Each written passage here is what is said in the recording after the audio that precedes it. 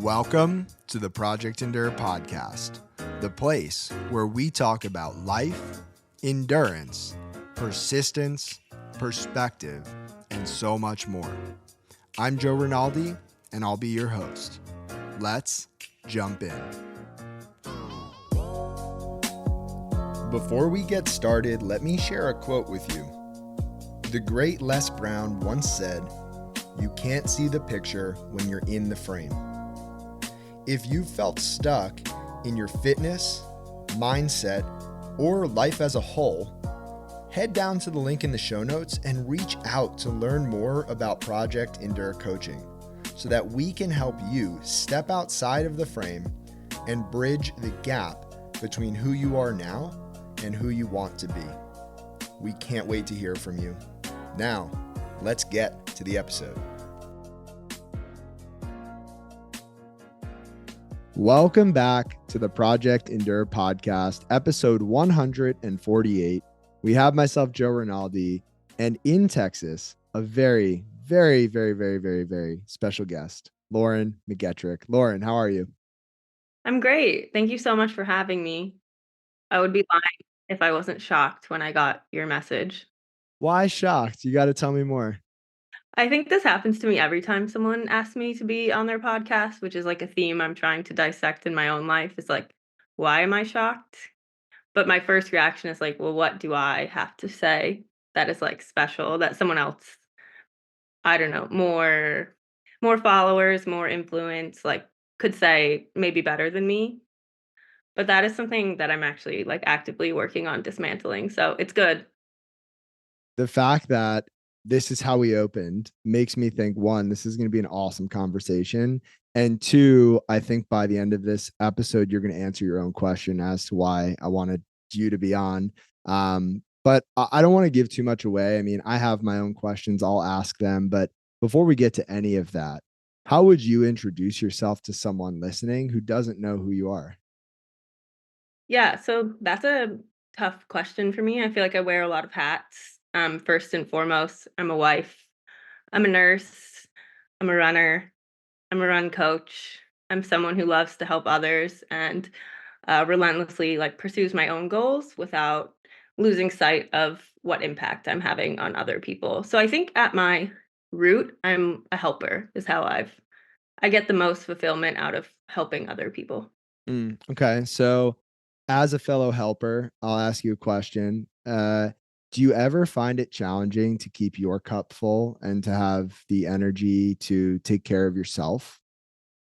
Yeah, for sure. I do a lot, especially as I said, I'm a nurse, so that's takes a lot of energy. I love my job, but it is draining. And it takes a lot of like thoughtful, intention filled, intention filled. Yeah.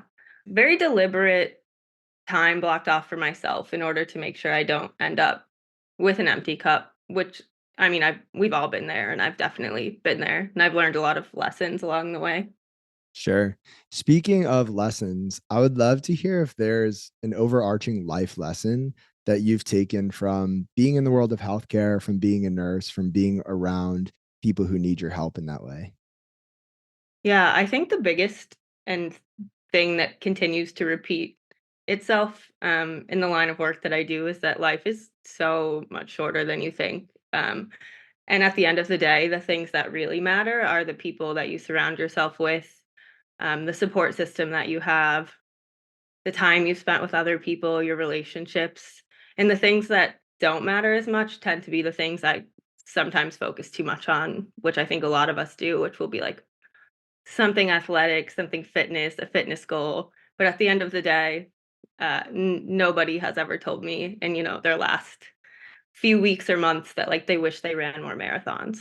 They wish they spent more time with their family or their loved ones or their friends, so it's the people that matter. And I was having a conversation with someone just the other day about how I love watching interviews with people who are in their 80s or their 90s or maybe even 100, and I can get lost in those videos for hours.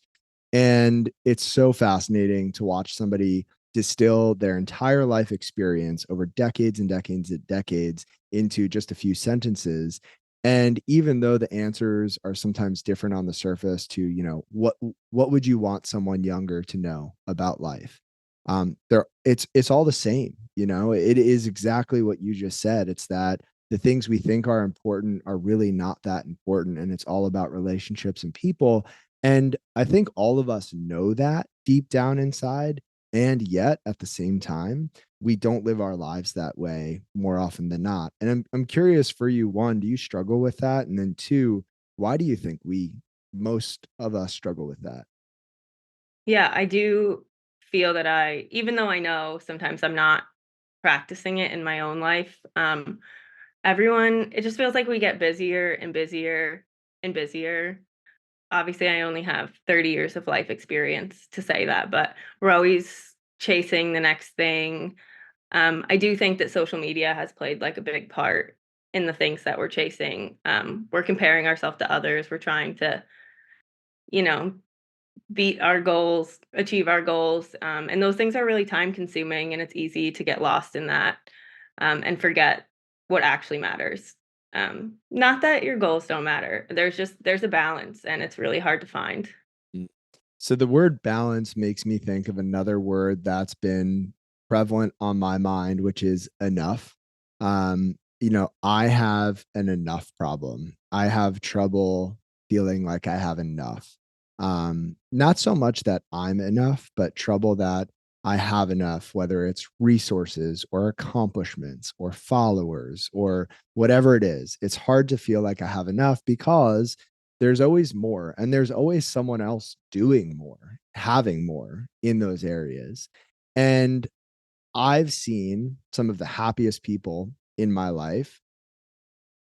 They've been able to figure out what enough is for them. And I'm still trying to navigate that. But I'm curious if you have any thoughts on enough and what is enough in your life, because from the outside looking in, and we'll dissect this maybe a bit later on in the podcast, you're extreme in certain areas of life. You go to the extreme. So what is enough to you? I do think I relate to you in that way that I haven't found what is enough. Even I'm trying to cope with having less and feeling like that's enough, and not just having less, doing less. In reality, allowing myself more blank space in my life rather than filling it all with things.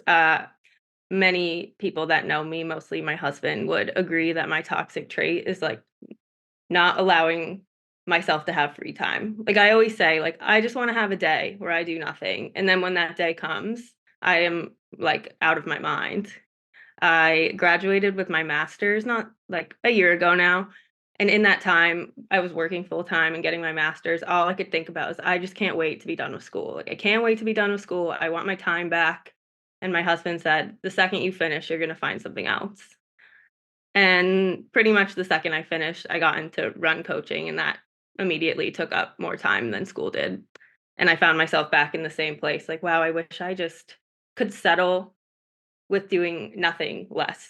Like, you don't always need to be doing something. I think that is what it boils down to for me is a lot of people feel like if you're doing nothing, that's like not productive. But Mm. sometimes doing nothing can be spending time with the people you love, and you're not quantifying that as like something. Mm. Man, you're speaking to me. I think you and I are very similar. For example, a couple weeks ago at the end of last year, I took a week where I asked all my clients, would you be okay if we took a break this week? I just want some space. And my intention was to do less, to do nothing.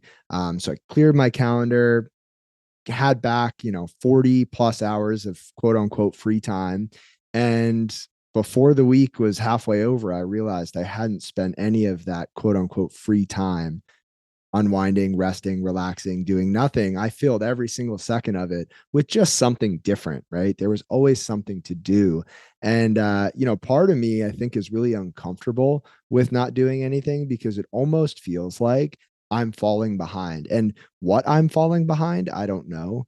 Am I falling behind my potential? Am I falling behind other people? And I'm not sure, but it's just uncomfortable. And it sounds like maybe you relate to that. Yeah, I have a constant feeling of like not doing enough and feeling like there's always something that has to be done. And if there is nothing like professionally that needs to be done, I'll like channel that into like the house isn't clean enough or like something that I don't even care about really. Like that doesn't really matter to me, but it's just like a constant need to feel like I'm getting further ahead in life. When really like where I am is fine. Like this is fine. I'm happy. Mhm. These feelings are like not totally rational. And it's like I can acknowledge that, but it's harder to like put it into practice and start acting on that. Sure. So, all right, we're getting deep before we even get to the questions that are intended to bring us deep, which I love. And I'll bring up this other topic I think a lot of people listening could relate to, but it's the idea of being proud of ourselves. I have no problem feeling proud of other people. Somebody does something great, somebody works hard, somebody accomplishes something. I'm so proud, especially if they're close to me or I got to play a part in or watch the process. When I achieve things, hit a milestone, whatever it is, sometimes there's a feeling of being proud, but it's so fleeting and it doesn't last. And I think part of that, for me at least, is tied into the feeling of needing to do more, be more, continue to push forward. Does that tie in for you at all? Yeah, it definitely does. I think I'm always chasing the feeling of trying to be proud of myself by going to the extremes. First, it started with like a marathon, and then it quickly developed into really, really long ultra marathons. And that feeling, it lasts for like a little bit. And then I'm immediately back like, well, what can I do to be better rather than just letting myself enjoy that moment? And I'm trying to be a lot more intentional this year with just giving myself more space rather than just focusing on all these outcomes, trying to find pride in like the journey. It's an outcome is arbitrary, especially in the thing that I tie my worth to mostly, which is running. A race is just a day, anything can happen, but I'm trying to be proud of the work I put in to get there, which is something I've never done before, but that would be a much longer lasting feeling of pride rather than just these one day like accomplishments and then I'm back to being too hard on myself. For sure. And I think it would be important to touch on the fact that your training is within your control. Do you show up? What effort do you put into it? How consistent are you? That's entirely within your control. Like you mentioned, what happens on race day, the conditions, the other athletes, XYZ, it's not entirely within your control what the end outcome of a race is. And so to put that feeling of being proud and tying that to what we can control, I think makes sense, even though it's easier said than done. Much easier said than done. Mm. So, Lauren, we're going to jump in with a big question. And I know bits and pieces of your story. So I'm not entirely sure where you'll take this, but take it wherever you want. When you look back at your life this far, what's the hardest thing that you've ever had to handle that you did not get to choose for yourself? Sure, I could take this a lot of ways, but I have been trying to be more transparent with what I have gone through. Rather than like I could just tell you the hardest thing I did was run 100 miles, but that's a one day ordeal. That was hard for one day. Um, in reality, I was in the army for 10 years total. A long story short, a few people know this now. I don't share it nearly as much anymore because it's becoming like a part of my past life, which is crazy to think. Um, but I was the first female in a not the first, there was 10 of us, the first one of the first to join like a combat arms branch in the army. First year it opened, 2016. And that inherently led to 4 to 5 years of challenges just in the line of work I was doing. But the real challenge came after in unpacking the things that had happened to me. So once I got out of the army, I got out because my mental health wasn't doing well. I couldn't tell you that at the time, probably. I just didn't know what was wrong. But in the years that followed, so I got out in 2019, 2020. were like very hard years for me because I was going through some mental health stuff that I just couldn't put a name to, which is crazy. I am a healthcare professional now, but I was not at the time. Um, so I ended up getting a diagnosis of PTSD at like age 25. Um, and the years leading up to getting that diagnosis were just turmoil. Like I was a terrible person. I wasn't nice. I wasn't nice to myself. I wasn't nice to other people. The classic textbook symptoms, I just didn't put it all together. And once I did, like getting the diagnosis was like the first step. And then there are so many steps that are ongoing now. I'm 30 now. So we're on 5 years of work, and it's still every day like the hardest thing that I have to do is like this is something that I have and have to work at every day. And sometimes I try to use running as like a mask for that. Relatable to so many people. If you think this doesn't apply to you, it probably does. Um, so really like putting in the work and going through the steps and seeking professional help and like stopping myself and realizing the root of why I'm doing what I'm doing. And ultimately like making my relationship with my husband, that's who suffered the most from this, not me, the person that was living with me. Like fixing that relationship and trying to become a better person for the person who was taking the brunt of what was happening to me was the hardest thing and is still ongoing. The hardest thing, getting much better, obviously, finding much healthier ways to cope. You couldn't tell by my Instagram, but I am. Um, so yeah, in short, that's like a very short summary of 10 years, but getting a mental health diagnosis, accepting it, and then telling other people about it for like the first time ever, maybe within like the past year, has been a challenge to its core, but making me a better person by the day. Mm. First of all, thank you for your service. Thank you. Yeah.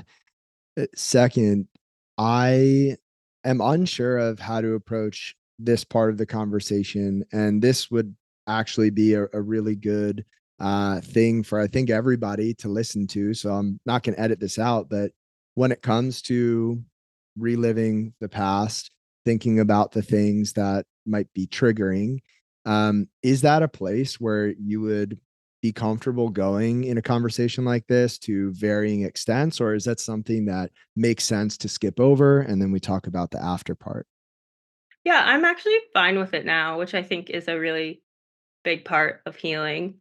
Like when you reach the point that you can talk about it out loud and like it's not that I'm unaffected, but it's not going to ruin my day anymore. Like I am actively working towards I've been like trying to write about it for so long, for like 5 years, and this is the year that I'm like I'm committed to this for my own health. And I really like every time I share a little snippet on social media, I get so many comments, DMs, messages, and just knowing that this little information could help someone else is like enough for me. Sure. Well, I appreciate that. And if at any point you don't want to go deeper, just let me know. But when you go back to the beginning of your service, or maybe even the beginning of the things that really started to wear on you, what was the first big thing, small thing, or just event in general that maybe contributed to all of this? Yeah, so there was a lot of little events that I just so the culture of the army at the time that I joined, it probably still is. I hope that it's getting better. Was just not very pro women. Still a lot of men were against women being where we were. And with that comes a lot of sexual assault, sexual harassment, things that have been going on forever were just like exacerbated by the presence of women in all male organizations and being the extreme minority. The first big thing that happened that I didn't at the time really allow myself to process was I've shared this before, and it's fine, but this is a trigger warning to anyone else. This is personal. I did end up getting sexually assaulted by a coworker, who I continued to work with for months, years, got deployed with. Um, and that was like a catalyst for the beginning of everything else that had happened. That was like the floodgates had opened at that point. And within the same like 24 hours of this happening, I was a platoon leader in the army, so I had like 40-ish soldiers, but I was 23 and they were also 23. I lost one of my soldiers to suicide like within the same very short time frame, so it was really easy for me to ignore what had happened to me and like move forward with helping everyone else process what had just happened to someone that we really cared about. So I did lose a little bit of myself in that experience. Lost an opportunity to like capitalize on when I should have been like seeking help for myself, and that just kind of spiraled for like 2 more years until I had to get out of the army because I was literally losing my mind. So you mentioned earlier that you weren't a fan of the person that you had become through all of this, and maybe just the way that you were coping with it wasn't the healthiest. Um, what were some of the emotions, the things that you were feeling? I'm imagining there was anger, but what else was associated? Yeah, so a lot of anger, but really the biggest thing was fear. Mm. Like I just started living in like this constant state of feeling unsafe in the place that I worked at 80 hours a week and then deployed and worked 300 days of the year with these people. And that just really just turned me into this person that I didn't know. So I'm from New Jersey. I'm very outspoken. I'm blunt.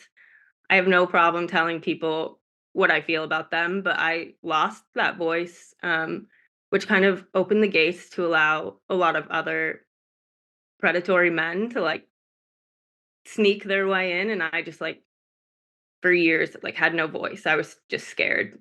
Fear is like my number one thing that I fear, and like silence. Like I was just quiet. I didn't have a voice to stand up for myself anymore, which is the most out of character for me. Mm.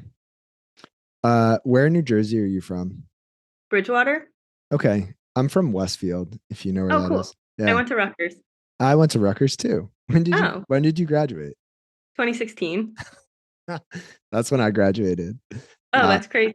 Yeah. what did you study? History. I Okay. commissioned through ROTC. Okay. I was Yeah. exercise science, so we probably Oh, never. wow. Yeah, that's Yeah, funny though. big school. I know. I knew I liked you. Yeah, New Jersey is the best state. So, I uh, know.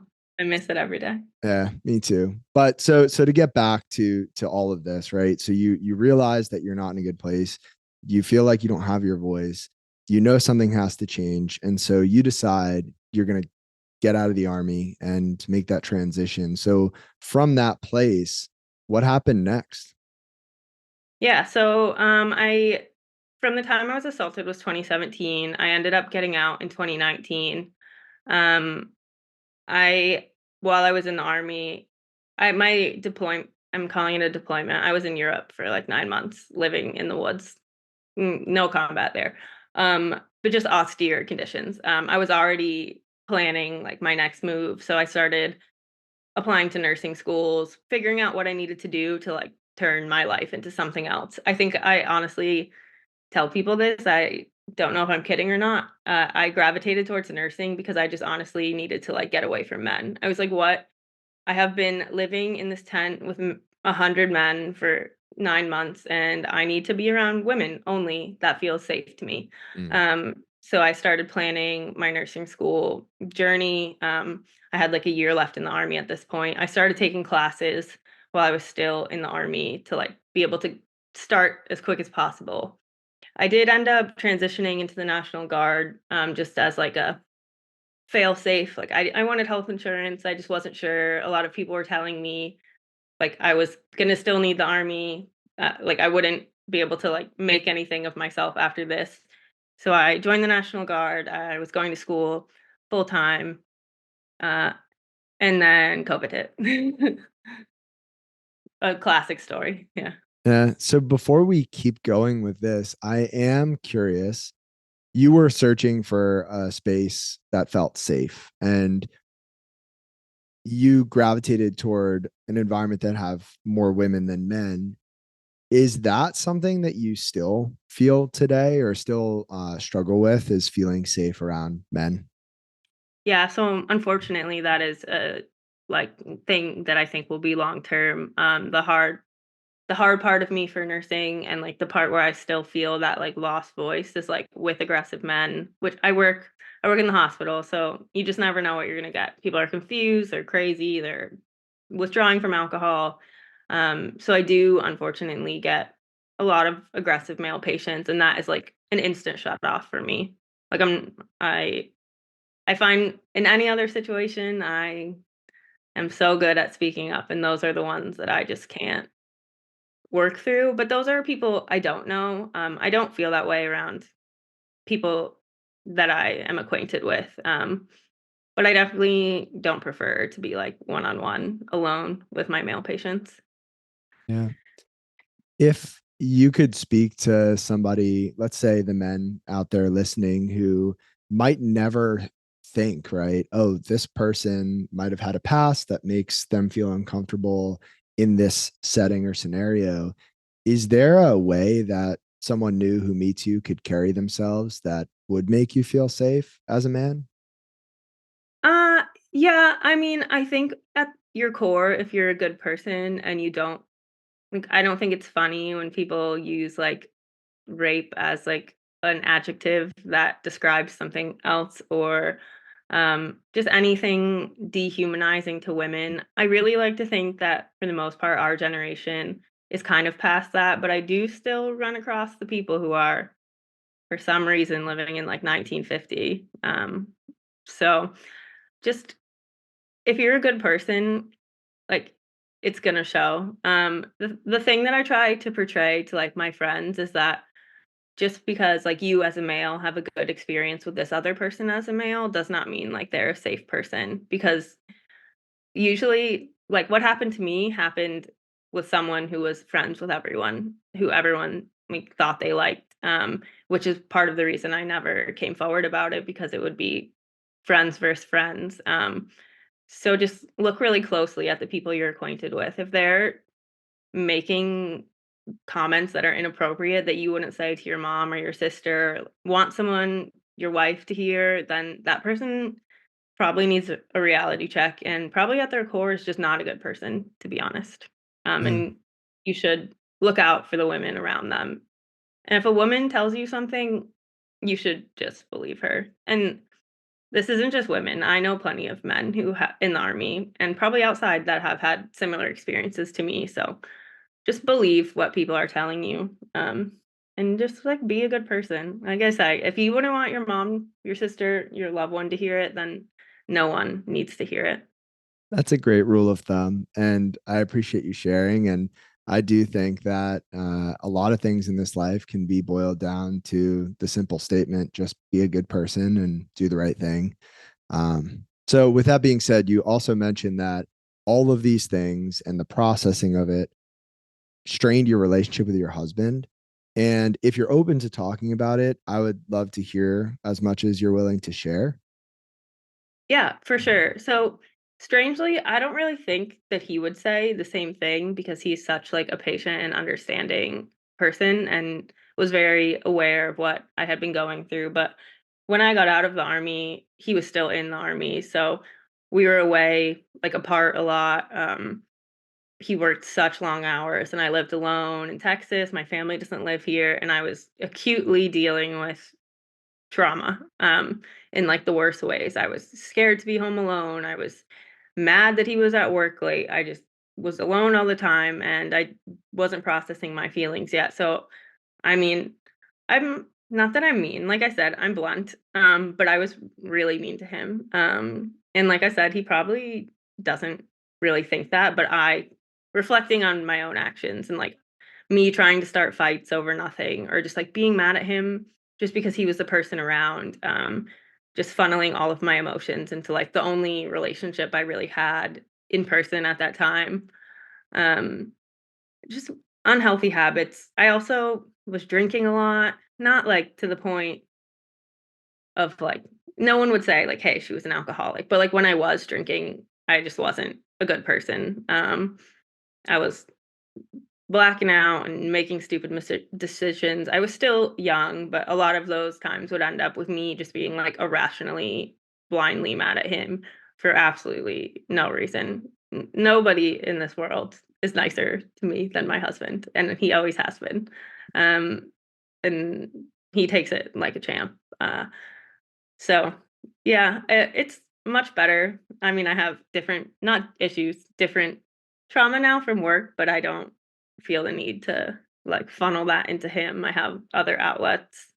I wasn't running when I met him. So that became like a way for me to process trauma that although that is not like a catch-all, you can't just run from your problems. That did end up helping a lot. Me finding my fitness journey has been like a positive way to channel the energy into like something else.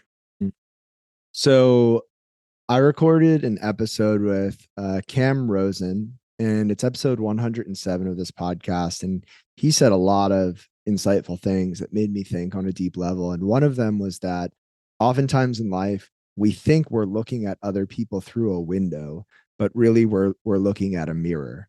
And so the things that we are thinking about somebody else, feeling towards someone else, oftentimes are things that we're actually thinking and feeling of ourselves.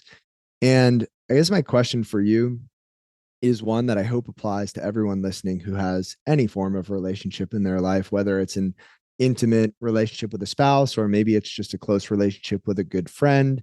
Um, how do you go about separating what you're feeling as Lauren from what you're feeling about your relationship with your husband and how you carry yourself versus how you interact with him, especially on the hard days when things aren't feeling great? Yeah, I think that's extremely valid and something I was doing for a long time. The first thing and most important thing that I recommend anyone do is I talk to a professional. And it wasn't just one. I didn't walk into my first therapist's office and like click immediately. I went through like 10. Like you have to find the person who is like right for your situation.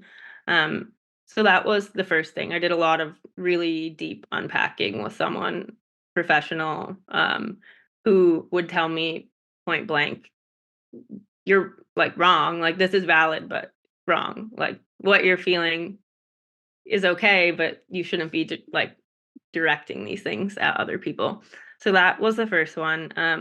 The second one is now I just am able to recognize when I'm doing something like that a little bit more. And although it's not like the healthiest thing to do, I am just more quiet. Like I just keep it to myself a little more, take a second rather than just like blindly reacting to what I'm feeling.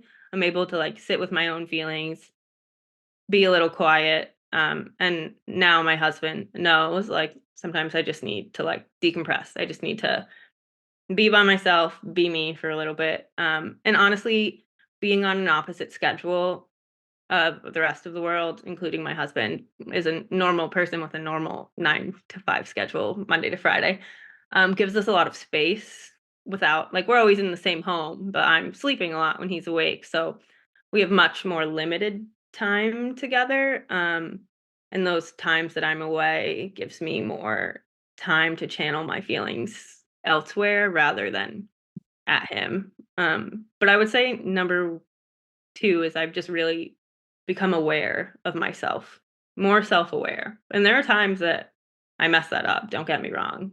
Healing is not this like you start your journey and then it ends. It's never like this will be for the rest of my life. I will need to like put work into this. And everyone will have something for the rest of their life they need to put work in. There's no like perfect healed person who like doesn't have something they're working through. And I think that is something we get caught up in. Like I need to be like perfect now. Like I need to be better. But it's ongoing. It will always be ongoing. Mm. Would you mind talking more about that ongoing nature of the healing process for someone? And I think, like you mentioned, we all have these things that will be ongoing forever. But, when it comes to healing, what do you think that'll look like for you? Is it more of the same for the rest of your life? Or are there stages to this? Or do you simply not know? Yeah, so I think it gets a little better. I hate this saying, but time really does like move things along. The further away I get from the situation, it gets like incrementally a little bit easier to like not have it at the forefront of my life. And that has been the case for the past 5 years. Like every year it gets a little better. I get a little less triggered by something that would have like put me over the edge not that long ago. For me, what I envision is moving forward in like this manner that we're doing right now and like openly speaking about my experiences, and hopefully I much prefer writing to speaking. Another like self-doubt thing, I just have a lot of anxiety about speaking. So continuing to like share my story and hopefully one day like connect with a lot of women or people in general who have been through this, and use my ability to like help other people through their what they're going through, as a way of healing, and hopefully just continue putting time and space and like positive energy in between what happened then and like where I am now. Hmm. First of all, you're crushing the speaking thing in this conversation. So I think you've got a knack for it. And yeah, too, I think a lot of points there that hit home, I'm sure for the people listening. I have a quote from Carl Jung who said, "Your vision will become clear only when you can look into your own heart. Who looks outside dreams, who looks inside awakes." And I'm wondering for you if you've been able to look far enough inside to know who you are, or if all of this has clouded who you are so much that you're still chipping away at trying to discover who Lauren is deep down inside. Yeah, I think I'm somewhere in between those two. I definitely have come a long way in a short time, and I can recognize that, but there are definitely still a lot of times where I do feel like clouded and I'm not really sure what I'm doing or if I'm happy, or like have I reached the point that I want to reach, or will I ever reach it? Just a lot of questions surrounding it, a lot of like un just very unsure sometimes. But I do think I've been able to look inside a little bit with the help of, like I said, a lot of trained professionals, not my own doing. Sure, sure. All right. So one more question before we shift topics a bit. But if you could go back in time and change any or all of this, would you? Yeah, so I think about this a lot. And this is like kind of hard to say, but I would not change it, because I'm really happy where I am now, and you're just always like one little decision away from completely altering like your trajectory in life. And I am content, more content than I'm discontent, which I think is a good balance in life. We're always going to be a little bit like discontent, but I am generally pretty happy. And I honestly, this was a catalyst to me meeting my husband, and that will forever be the best thing that ever happened to me. So I would not change it for, if nothing else, my husband. Even though it's a traumatic like way of getting there, it got me to like the relationship standard that people are searching for in life is like what I have found. So Hmm. Going back to the topic of enough, I was having a conversation, like I mentioned, with someone about what it looks like to have enough. And they came to the conclusion that where they were in that moment and who they were in that moment was exactly enough, no more, no less. And I thought that was so powerful. And in the context of what you just said, even though the things that have gotten you to this place might not have been perfect or pretty, maybe pretty painful, actually, they've gotten you to here. And right here, right now is where you need to be. And I just think that's a really powerful way to look at things. And I appreciate you sharing. thank you. Yeah. All right. So you alluded to the fact that you've run 100 miles, you've done some hard things. When you look back at your 30 years here on earth so far, what's the hardest thing you've ever done on purpose? And why did you do that thing? Yeah, so it started off with marathoning. Like that was the hardest thing. And then that became not hard. Not that it's not hard. It just wasn't as hard as it used to be. So I kept chasing the next thing, and that turned into 100K, 50 miles, turned into 100 miles, which to date is short of like, I don't know, going to school. Like going to school is hard in like a different way. It's longer, but in a short period of time, a day, running 100 miles is definitely the hardest thing I've ever done. Physically, mentally, all of the above. And it was pretty, I intentionally chose the timing. So my assault was in October, close to my birthday, October 7th is when I ran my 100, and the 5th is my birthday. So I turned 30 and then ran 100 miles, like all in the same breath. So that's close to when I got assaulted, close to when I lost a close friend to suicide. So the month of October used to be my favorite month. Loved it, loved the fall, not in Texas, but up in the Northeast. And I kind of wanted to like reclaim that power over it and like give it a more positive uh memory rather than what I had always been tying it to, because I used to be like extremely triggered by like the month, the day, the year, all of it. And this was the first year running 100 that I actually like didn't give much thought to the day that it happened. So that was pretty powerful for me. I also think I'm chasing hard things because I felt like I lost my power for so long that I am always, I don't think this is always the healthiest, but I don't think it's the unhealthiest. I'm always chasing something to remind myself that like I am strong. Like I can do hard things. I have done hard things. And I can and I will always rise to the occasion, which is a reminder that I need for myself like pretty often. So Hmm. Episode 74 of this podcast with Shay Clink. That was her title. You can do hard things. And it's such a great reminder. And you're right. I don't think there's anything wrong with that mindset of chasing and pursuing hard things, to remind ourselves that we are powerful, we are strong, we can overcome. I love the phrase reclaiming your power. And I love the fact that you did that intentionally on purpose in October. I'm wondering for you, what happens when you chase something hard to show yourself that you're strong and fall short?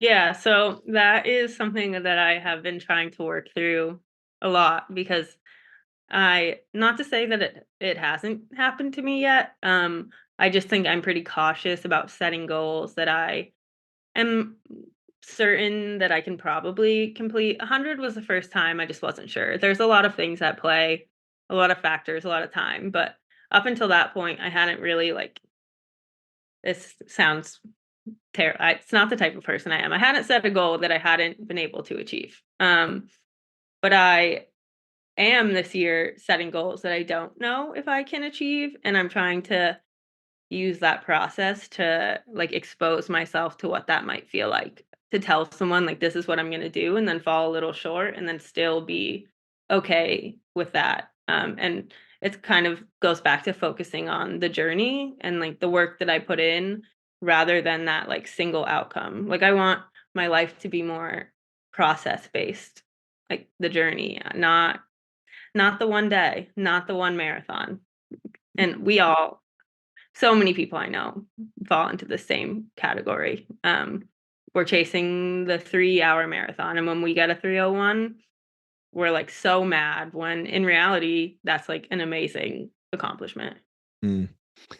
I have so many thoughts. One is the idea of being broken.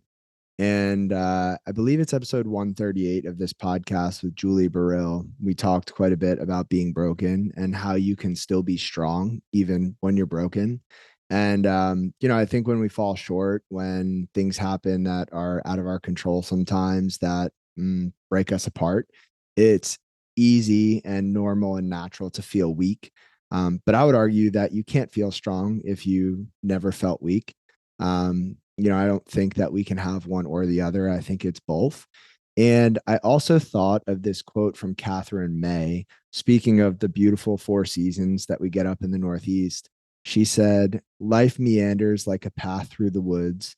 We have seasons when we flourish and seasons when the leaves fall from us, revealing our bare bones.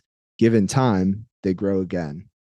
And, whether the seasons the winter comes and we didn't choose it, or we chose to go for something and we fall short and it feels like winter and the leaves fall off. I think that's part of the cycle of life. And those seasons are so important for us. And so I'm glad that you're chasing those big goals. And I'm excited to watch you accomplish a lot of them. And also to hear someday how you grew through the times where you didn't hit the mark. Yeah, I think there's so much growth to happen from failure. Failure is like sounds like a harsh word, but I think in reality you can learn more from falling short than 100% always hitting the mark that you were hoping for. If you're always 100% hitting the mark, probably maybe like myself, you need to chase something that makes you more uncomfortable. And If that's what you want. If it's not, then yeah, that's a good caveat there. And I would also say that failure isn't the opposite of success. I think failure is part of success. Um, and on that note, I would actually be curious to hear what is your definition of success. And that can be for, specific pursuits or just for life as a whole. yeah, so I think like a more immature version of myself would have categorized success as like I said, always hitting the mark, like never falling short, always being on top of your game. But in reality, to me, success is being content with like what I did, um, being happy with the process and being able to reflect on how I got there and think highly on that time and just overall like be happy because you can run 10 100-mile races and like win them all and be the most miserable person in the world, and that is not success to me. I would rather come up short on some goals but be able to look back and be like, yeah, I was happy. um I was content, it was enough, rather than I don't think success is always feeling like you're not enough. Like that's a mindset that is going to take its toll over time. And I would argue that if you look at some of what the world deems the most successful people, a lot of those people are driven by fear and anxiousness and feeling like they're not enough. And that is what propels them to build enormous businesses and tackle crazy feats. And yes, they are able to accomplish and achieve these external things. And yet, if you look at their lives behind the scenes, going back to what we talked about in the beginning, they might not have the best relationships. They might not always feel awesome, contrary to what people believe. And I think it's really important to differentiate what the world deems as successful from what we deem as successful. And then not only to make that distinction, but then to align our time, energy, and actions with what we want, not what we think the world wants us to want. Yeah, I think that is really important, especially with social media. I see a lot of people getting caught up in like, what is everyone else doing? Like, should I do that? And like, it might be something that doesn't make them happy. Like, I see a lot of people trying to pick up running who like actually hate running. And I'm like, if you hate this, like, there is a form of movement that you will like and you won't dread. If you're waking up and doing something that you dread every day, even if you're like so good at it, what are you getting out of that? Just the outcome? Like, did you have fun along the way? Can you look back fondly on those 16 weeks of your life? Like, that's no short amount of time. And someone once told me if you're not having fun, you're doing it wrong. And I think there's a time and a place to do things that you don't want to do for the sake of a greater good. And at the same time, we can't spend our whole lives like that, right? And what is the point if we're not going to have some fun? So I think that's a great point. And I'll also just throw in another quote. This one is from Dennis Waitley, who said, "It is not in the pursuit of happiness that we find fulfillment. It is in the happiness of pursuit." And to your point about the process, right? I think we find happiness and fulfillment in the process, not at the end of the process. It's not about what we get, it's about who we become and what we experience. And again, it's easier said than done. That might be the theme of this podcast, easier said than done. But it's important to recognize. Absolutely. If Because if you didn't enjoy what you just did and you do come up short of what you call success, then in your own mind, you might have just wasted X amount of time when, like I said, life is so much shorter than you think. So, with that being said, life can be short, life can be long, it can be anywhere in between, but enduring is something we all have to do, no matter how long we have here. And so, I'm curious, what does the word endurance mean to you, Lauren? Yeah, so to me, endurance, we use it in running and fitness all the time, but it translates perfectly to life, which is one of the things I love about running is that every lesson that you learn running can kind of be applied to your life. So to me, it's the ability to like repeatedly do something over and over again, whether that's like in the same few hour time block or the course of years, and not like experience fatigue, experience setbacks, but not give up. Mm, Like you keep moving forward, even when it's good, you're moving forward. When it's bad, you're moving forward. And it is a theme of my life. I feel like I am in a constant endurance event. mm, I guess we all technically kind of are. But I think building endurance in all aspects of your life is so important, no matter whether that's through running or fitness or your business or anything that you do. Just being able to repeat that over and over again and face something you weren't expecting, or that isn't uh, perfect at that time, but continue moving forward anyway. mm. So I've asked this question enough to hear the similarities across hundreds of answers. And that idea of keep moving forward is something that pops up way more often than not. And I had this light bulb moment at some point over the past year. I can't remember when, but it was this phrase endurance without direction is exhaustion, right? Movement and progress are two different things. We can run in circles and feel like we are enduring just to run in circles. And that's not to say that we need the specifics of the destination and this grand vision for the rest of our lives as to how we're going to get to where we're going to get, but we need to have a direction. And so when you say forward, what direction is forward for you? To me personally, I think forward is just any type of growth, whether that's mentally or physically. Anything that I'm doing to become a little bit better, move the needle a tiny bit more. And it's not always moving, don't get me wrong. But continuing to just become, I say a good person, but like a better person, be more of who I want to be, move slightly towards loose goals. I think it's hard to, like you said, to know exactly what direction you're going in, but to have some idea of the kind of person that you want to be and continue taking steps towards that. Mm. And for anyone listening who is thinking, I have zero idea of where I want to go, let's just break it down to left or right. Can you at least pick left or right? Because there are two extremes. Just pick which one you want to move toward. And I think we can all agree that we want to be good people. So, whatever feels right to you, whatever feels positive for your life and for the world, just take a step in that direction. And I think if you take one step, just like walking in the dark with a lantern, you'll be able to see the next one then. And you don't need the whole roadmap. You just need to take one at a time. And so, with that being said, Lauren, this is my favorite part of the podcast because we've talked about a whole lot. We have a lot of ideas swirling around, and there are people listening to this all over the world who are going through all different sorts of things.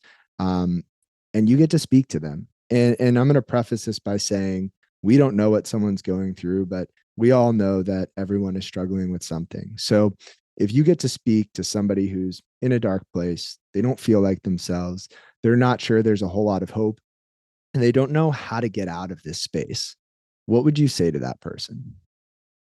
I would say to give yourself more grace than you think you deserve.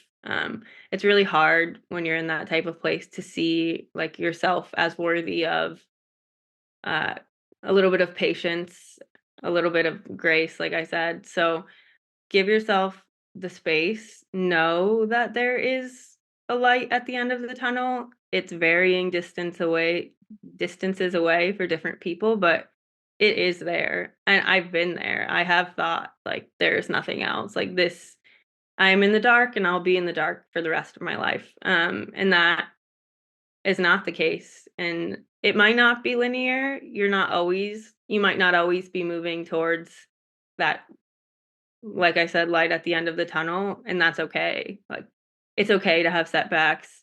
It's okay to have days or weeks or months where you don't feel like you're getting out of this space, but you will get there. Like, you are stronger than you believe.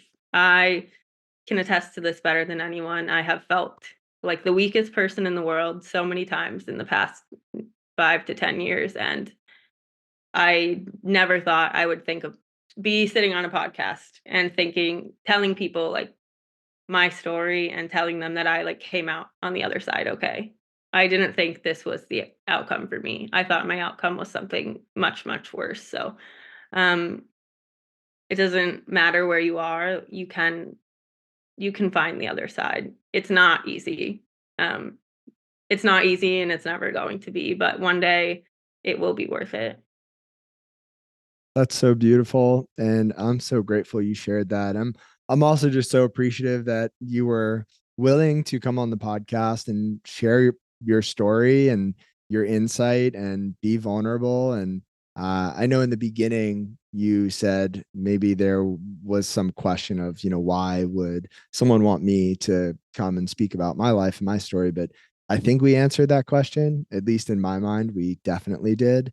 And if people want to connect with you, Lauren, or follow along with your journey or ask you a question, where's the best place for people to do that? I like Instagram a lot. I'm too old to get into the TikTok. So, I really answer all of my DMs, at some point. I am nocturnal, but, um, it's just my first name and my last name all together, Lauren McGettrick. I'm happy to talk through anything with anyone at any time. 2 AM, perfect. You've got a friend in me. I will link that down in the description so it's easy to access. And, Lauren, just thank you again for this conversation, for how you show up in this world and the person that you're continuously working to become. I think it's so admirable and it's so relatable because even though we all have different stories, I think the people listening to this podcast are all searching for the answers, for the encouragement, for the empowerment as to how to get there, how to become the person they want to be. And this was a great example of that. So thank you. Thank you. I really appreciate it. This was therapeutic for me in a way. You know what? Me too. I feel so blessed to be able to have these conversations because I think even though this is the first time you and I have spoken, it feels like I've known you for a long time and I walk away from these just so full. Thanks so much, Joe. I really appreciate it. If you enjoyed this episode of the Project Indoor podcast, go ahead and subscribe, leave a review on your platform of choice, and share this episode with a friend. It helps us get more conversations like this out to more people like you. We appreciate you, and we'll talk to you next time. And one more thing. If you're looking for a community of people all striving to be better together, check out the Project Indoor Hard Things Club. The link is in the description below. We'd love to have you.